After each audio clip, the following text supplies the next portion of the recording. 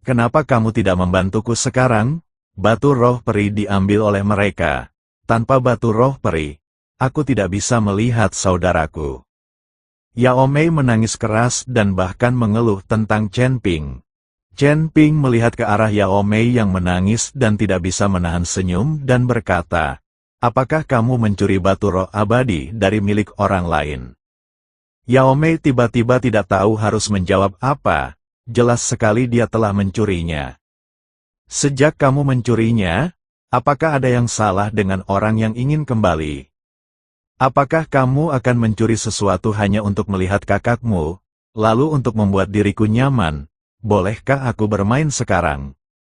Chen Ping menatap gadis seperti itu. Yao Mei tertegun sejenak, lalu meraih kerah bajunya erat-erat. Kamu?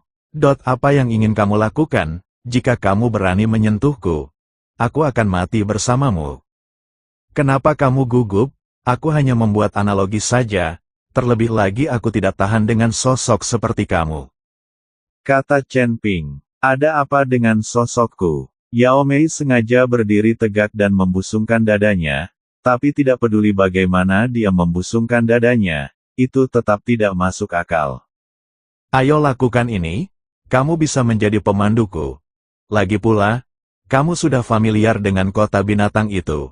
Aku bisa menggunakan batu roh peri ini sebagai hadiah.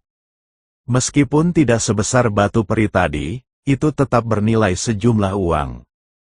Chen Ping melemparkan batu roh peri di tangannya ke Yao Mei.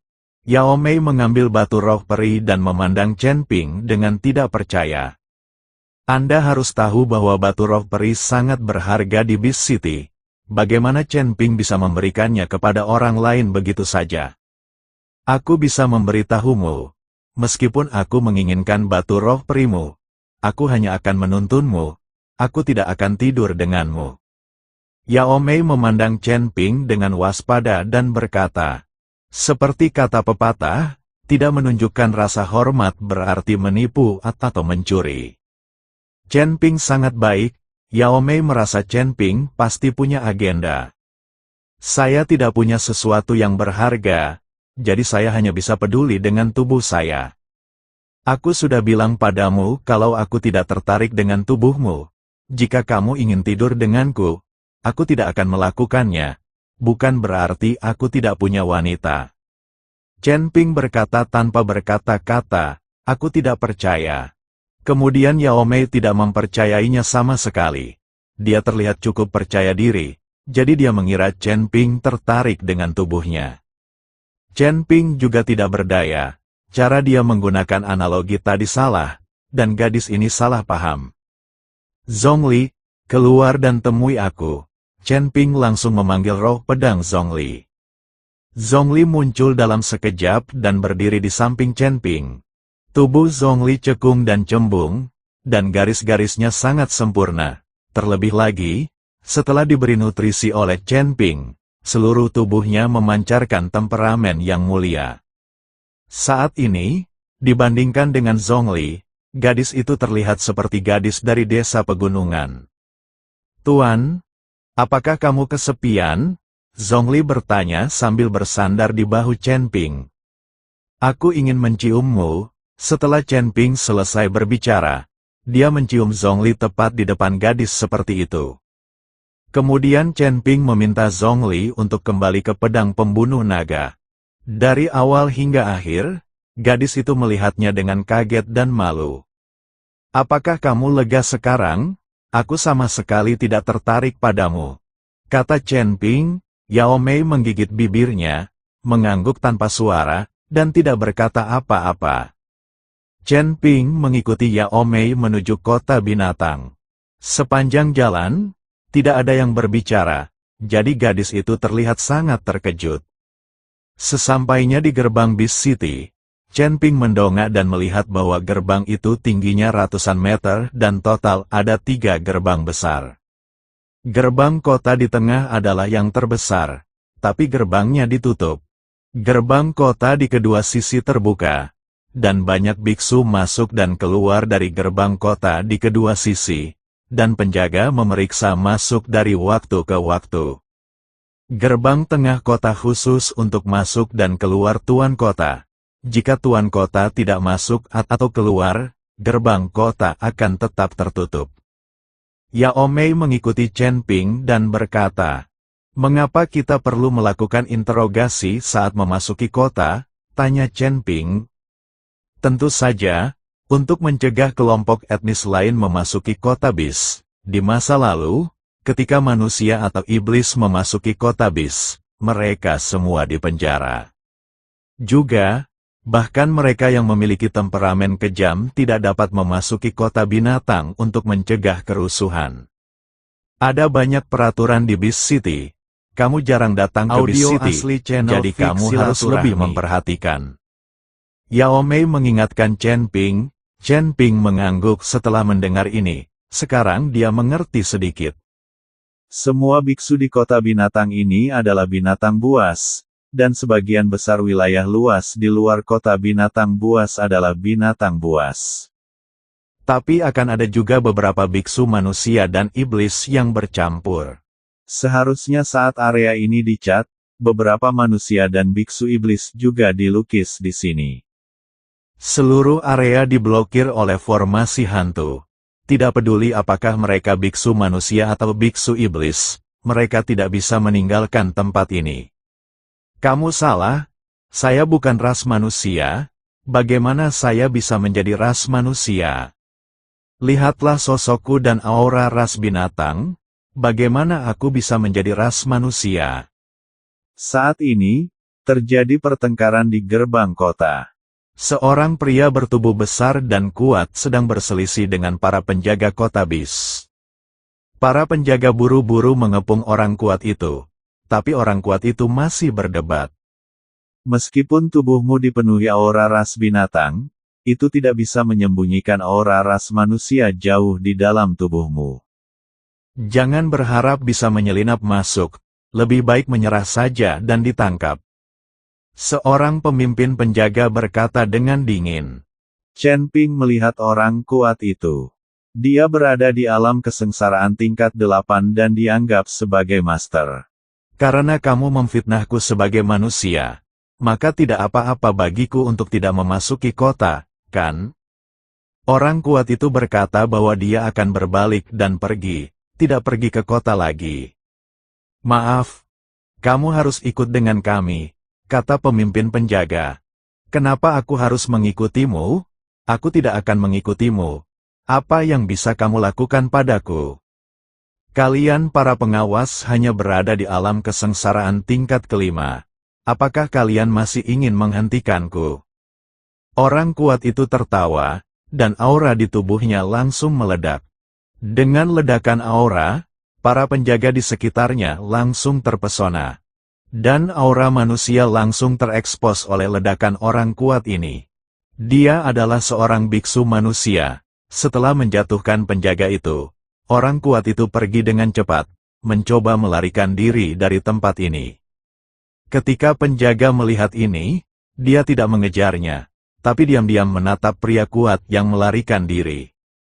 Orang kuat ini sudah tamat, karena dia berasal langsung dari ras manusia. Mengapa repot-repot mencoba menyelinap ke kota? Yao Mei memandang pria kuat yang melarikan diri dan berkata.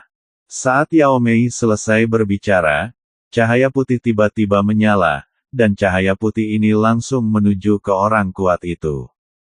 Orang kuat di alam kesengsaraan tingkat 8 ini tidak punya waktu untuk bereaksi. Cahaya putih menembus tubuhnya secara langsung. Tubuh besarnya jatuh ke tanah, roh dan wujudnya hancur, dan dia segera mati. Bahkan sampai kematiannya, pria kuat ini masih membuka matanya lebar-lebar dan mulutnya terbuka dengan ekspresi yang luar biasa. Lagi pula, tidak mudah untuk membunuh biksu tingkat 8 di alam kesengsaraan dalam sekejap. Setelah orang kuat itu meninggal, seorang biksu berpakaian putih perlahan-lahan jatuh dari menara, lalu dia mengeluarkan tas penyimpanan dari tubuh orang kuat itu. Kemudian dengan lambaian tangannya yang lembut, tubuh orang kuat itu langsung musnah. Kenapa repot-repot? Biksu berbaju putih itu menggelengkan kepalanya sedikit, lalu melompat kembali ke menara. Terbang tidak diperbolehkan dalam jarak 100 mil dari kota binatang ini. Tapi sarjana berkulit putih ini bisa datang dan pergi dengan bebas. Siapa ini? Bagaimana dia bisa terbang? Chen Ping bertanya dengan bingung. Ini adalah jenderal gerbang kota-kota binatang. Tentu saja dia bisa terbang. Aturan kota binatang adalah untuk biksu biasa, bukan untuk sersan istana tuan kota. Yao Mei mengikuti Chen Ping dan berkata, hanya pejabat negara yang boleh menyalakan api dan masyarakat tidak boleh menyalakan lampu. Chen Ping terdiam beberapa saat, kecilkan suaramu, aku akan berhati-hati jika tidak memasukkanmu ke penjara. Yao Mei dengan cepat memberi isyarat kepada Chen Ping untuk merendahkan suaranya. Mengapa mereka mencegah manusia dan biksu iblis memasuki kota? Chen Ping bertanya. Para biksu manusia dan iblis tidak puas dan sering bersekongkol untuk menggulingkan penguasa kota, sehingga mereka dilarang memasuki kota. Kata Yao Mei, ketika Chen Ping mendengar ini, dia mengerti bahwa sebagian besar wilayah ini dimiliki oleh para orc, jadi semua jenis sumber daya pasti akan diarahkan ke para orc. Manusia dan iblis adalah minoritas. Dan mereka pasti tidak memiliki cukup makanan atau pakaian untuk menghangatkan diri di tempat ini. Seiring waktu, perlawanan akan terbentuk, dan para orc akan menekannya. Situasi ini akan terjadi terlepas dari apakah itu dunia sekuler, dunia surga, atau dunia surga di masa depan. Bagaimanapun, ini adalah hukumnya. Ayo pergi, kita sedang mengantri. Yao Mei menarik Chen Ping lalu berjalan menuju kota binatang. Chen Ping memblokir semua aura dan hanya memperlihatkan aura ras binatang. Meski begitu, Chen Ping masih merasa sedikit tidak nyaman di hatinya. Jelas hal yang sama terjadi pada orang kuat tadi, tapi dia ditemukan oleh pihak lain dan kehilangan nyawanya. Chen Ping juga perlu berhati-hati. Lagi pula, kota binatang buas ini berbeda dari tempat lain. Audio asli channel Jika Anda dalam bahaya, tidak akan ada orang yang membantu Anda. Bahkan jika Tuan Si tidak dapat menemukannya, itu akan merepotkan. Jadi Chen Ping sangat berhati-hati saat ini, jantungnya berdebar kencang. Tapi saat Yao Mei membawa Chen Ping ke kota binatang, Chen Ping merasa lega. Tampaknya pihak lain masih belum menemukannya. Kalau tidak, dia tidak akan bisa memasuki kota dengan mudah. Tidak lama setelah Yao Mei mengikuti Chen Ping ke kota, beberapa biksu yang mengenakan gaun putih datang dengan cepat. Beberapa biksu tersenyum dan terlihat sangat dekat. Tetapi begitu beberapa biksu mendekat, gadis muda itu menunjukkan ketidaksabaran dan berkata, "Ayo, ayo, ayo, kita punya tempat tinggal. Dan kita memahami aturan kota binatang, dan kita tidak perlu melakukannya memimpin jalan." Melihat ekspresi Yao Mei, beberapa biksu tertegun sejenak, lalu senyuman di wajah mereka menghilang, mereka menatap kosong pada Yao Mei dan pergi. Chen Ping sangat terkejut dan bertanya kepada Yao Mei, apa yang dilakukan para biksu ini? Orang-orang ini meminta pelanggan, dan mereka akan menjelaskan aturan Beast City. Namun, orang-orang ini semua pembohong dan tidak bisa dipercaya. Mereka semua adalah penguasa serigala putih. Jika mereka menangkap seorang biksu yang tidak terbiasa dengan kota binatang, mereka bisa memerasnya hingga bersih. Jangan melihat mereka semua dengan senyum di wajah mereka dan terlihat sangat dekat satu sama lain.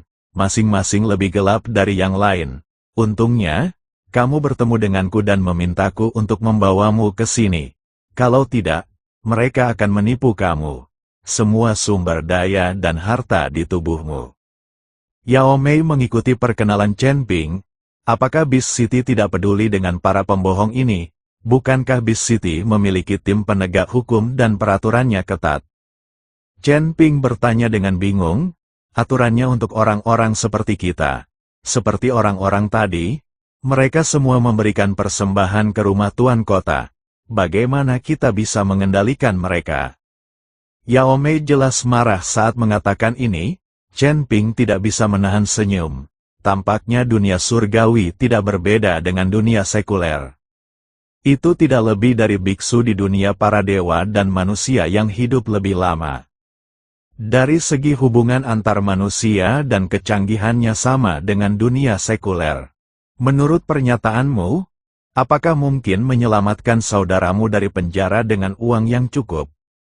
Chen Ping bertanya, tentu saja. Selama saya memiliki cukup koin roh emas ungu, saudara laki-laki saya dapat diselamatkan dari penjara dan diberikan pembebasan bersyarat medis. Hanya saja saya tidak punya uang, jadi saya hanya bisa mengeluarkan sejumlah uang untuk diberikan kepada bos penjara guna menyelamatkan saudara saya dari penderitaan. Yao Mei merasa tertekan dan berkata dengan air mata berlinang, berapa banyak koin roh emas ungu yang dibutuhkan untuk menyelamatkan saudaramu? Chen Ping bertanya, 500 koin roh emas ungu hanyalah angka astronomi. Saya tidak akan pernah merasa cukup dalam hidup ini, kata Yao Mei.